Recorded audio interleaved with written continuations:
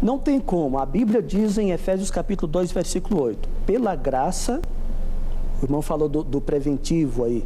Pela graça sois salvo, mediante a fé. por meio da fé. Mas veja, o mediante, por meio, essa fé é de quem? O senhor lembra como continua o versículo? Lembro, vou terminar de citar. Então vai em frente. Pela graça sois salvo por meio da fé. Agora, olha a dificuldade de interpretação de alguns.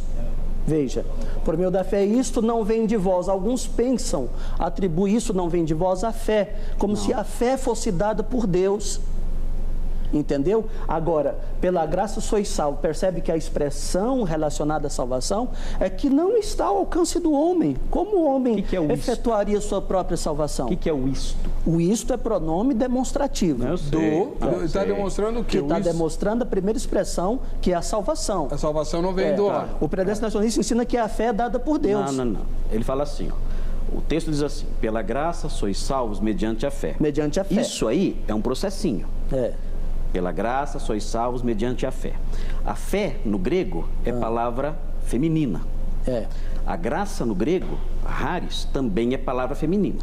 O isto não é palavra feminina nem masculina. Na língua portuguesa, querido. Na língua portuguesa. Na língua grega. Há dificuldades de tradução. O Novo Testamento foi escrito em grego.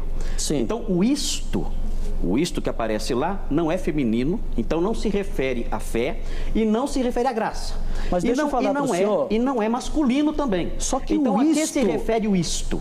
Pela graça sois salvas mediante a fé e isto não vem de vós. Se refere a quê? O isto, sendo neutro, se refere a todo o processo. Agora você falou a palavra certa. Isto é neutro, né? Masculino e feminino. Deixa eu terminar. O neutro, o isto, se refere a quê? A todo o processo anterior.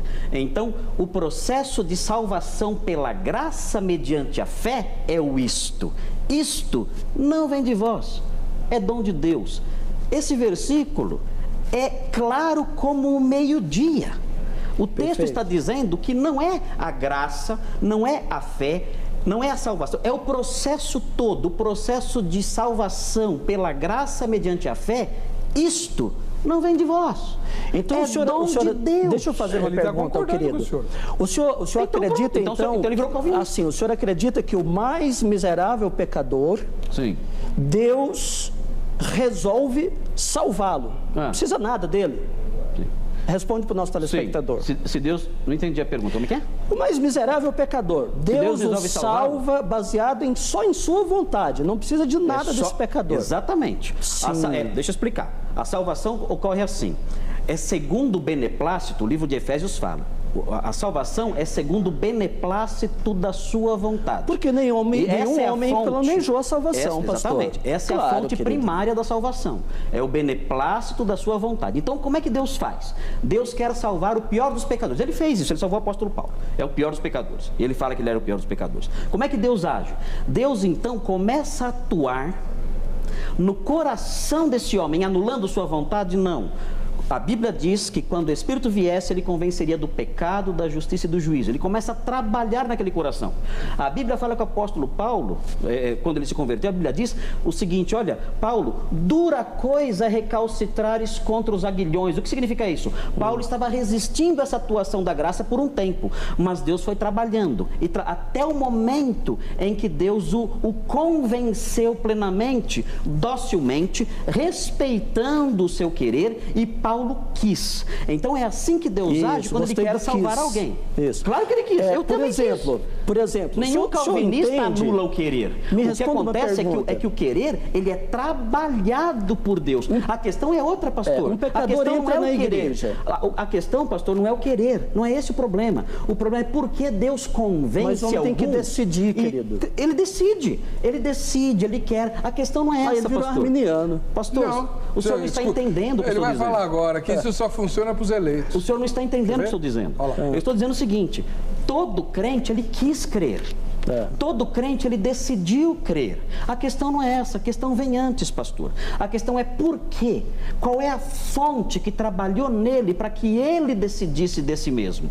Qual é a fonte, a influência que foi exercida nele para que ele, num dado momento da vida, ele se rendesse, como Paulo fez? Fora essas pessoas... Nós cremos que essa fonte é Deus. Ele trabalha na pessoa de modo soberano. Agora, a questão é, por que ele faz isso em alguns e em outros não? Essa é a questão. Por que Deus trabalhou no apóstolo Paulo resistindo e ali, até o ponto que Deus jogou ele no chão e aí ele creu? Por que Deus fez isso com ele e não fez com Caifás, por exemplo? Por quê? Paulo também não queria. Paulo também era cruel. Paulo também tinha o coração duro. Paulo também era sanguinário. Foi o pior. Paulo foi pior do que Caifás. Foi pior, inclusive, mais sanguinário, mais assassino, mais perseguidor, e Deus o rendeu. Por que essa atuação da graça que atuou em Paulo não atuou em Caifás? Porque a resposta teológica, bíblica, reformada, presente não só em Romanos, mas nos evangelhos, em toda a Bíblia, é o seguinte: Deus escolheu alguns. Por que ele escolheu Paulo e não escolheu Caifás? Eu não sei. Eu tenho que me curvar e dizer: Senhor, eu te louvo, porque a sua graça me alcançou de modo porque fantástico. O Senhor não acredita que foi porque Caifás não aceitou a graça de Deus na sua vida. Paulo também não aceitou, pastor. Agora, foi necessária uma atuação especial nele. O senhor acha que a vontade de Deus pode ser resistida até o fim? Não, mas tem um detalhe. Pergunta para Jonas. Não, mas entra um pecador, se a vontade de Deus pode ser resistida até o fim. Entra um pecador na igreja. O pregador ministra a palavra, cheio da graça, de conhecimento e de unção. O senhor entende que o Espírito Santo não convenceu aquele pecador? Não convenceu. Não convenceu. Olha que dificuldade, né? Por que dificuldade? Essa é a diferença. Ele faz o que ele quer, pastor. Ele quer endurecer, ele endurece. Mas aí, pastor, tem um outro detalhe. Ele faz o que ele quer, o calvinismo e predestinacionismo faz uma certa confusão em confundir o predestinacionismo com a soberania. As duas coisas terminam se tornando uma só. Mas são? Não, senhor, veja bem. Ele predestina porque é soberano, pastor. A predestinação, ela é presciente para o calvinista. Ele vai dizer que não. Ela é presciente. O arminiano. O arminiano. Não. Veja bem. Sim. Pastor, a predestinação é baseada na presciência para os arminianos. Para os arminianos. Para os calvinistas, não. Até porque a predestinação para os arminianos, que eu não sou, com relação a dois grupos, é Israel e igreja, e não ao indivíduo. Isso, pastor. Veja bem, a soberania de Deus, pastor. A Bíblia diz. Não, a Bíblia fala claramente, pastor. A Bíblia diz claramente, a soberania de Deus deixa eu só terminar e o senhor fala. Veja bem, poucos são escolhidos. A soberania de Deus, ela opera no momento em que Deus quiser, como Ele quiser, porque Ele é soberano. A soberania de Deus é uma das demonstrações do livre-arbítrio divino.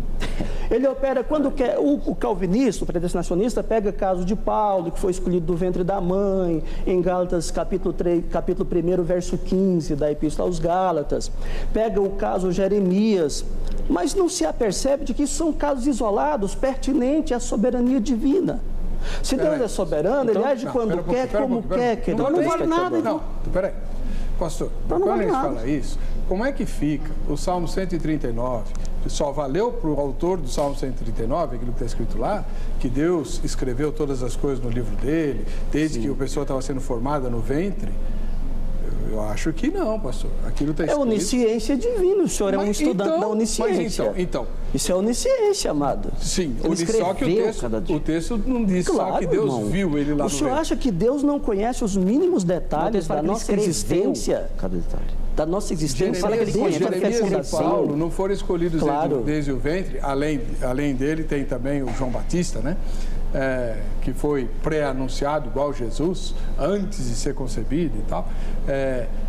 Não são exceções, são demonstrações de que Deus sabe exatamente tudo o que vai acontecer com as pessoas que vêm a esse mundo. Não saber, aí é uma questão de onisciência, mas só que a onisciência de Deus... A onisciência de Deus, ela não anula a liberdade de decisão do ser humano. Não, tudo bem. Mas a gente vai discutir... Nem a onisciência, nem a onipotência, nem a presciência de Deus. Nenhum sistema diz que a vontade é anulada. Não. Os sistemas dizem, teológicos, que a vontade é trabalhada. A Bíblia fala assim, o senhor falou que todo mundo é predestinado. Pastor, essa afirmação é de uma distância de anos-luz do que a Bíblia ensina. Desculpe, pastor. Mas a Bíblia diz expressamente... todo mundo é predestinado? O senhor falou aí que todos são predestinados. Pastor... Todos predestinados? Eu sou contra a predestinação individual. Ok. Então, olha o que diz a Bíblia. O senhor falou que é contra a predestinação individual. Pastor, olha o que a Bíblia diz. Sou contra. Muitos são chamados, poucos escolhidos. O senhor se remeteu a uma ideia muito escatológica, amado. Pastor, mas a salvação eu estou falando da seleção final. Sim, ela é escatológica. Ela vai ter um desfecho toda a salvação final. É escatológica, pastor. Não. A salvação mas veja bem. Nós estamos caminhando para ela. O senhor entende que todos que estão na igreja serão, por exemplo, arrebatados? Eu sei que os dois creem no arrebatamento, não creem? O senhor crê que todo o cristianismo hoje... Se forem salvos, sim. Sim. Mas porque tem alguém na igreja... Sim. Vocês dois vão concordar no arrebatamento e eu vou discordar de vocês dois. Vocês são dispensacionalistas e eu não sou. Né? Eu creio que a igreja passará pela grande tribulação, porque isso está escrito na Bíblia. No arrebatamento também. Creio no arrebatamento. Mas depois da tribulação. Depois da tribulação. Você é premilenista histórico. Só, gente. Isso. Mas o premilenismo histórico não tem problema, não. Só. Eu não vejo grandes problemas com o premilenismo histórico. Acho até legal, né? Acho até atraente, para ser sincero. Não sou, mas até acho legal. Nada mais que atraente. Agora, uma coisa é certa. Quem vai ser arrebatado são os crentes. Então, existe um aspecto escatológico da salvação, é claro. Ela tem que ter impregnado nela, evidentemente.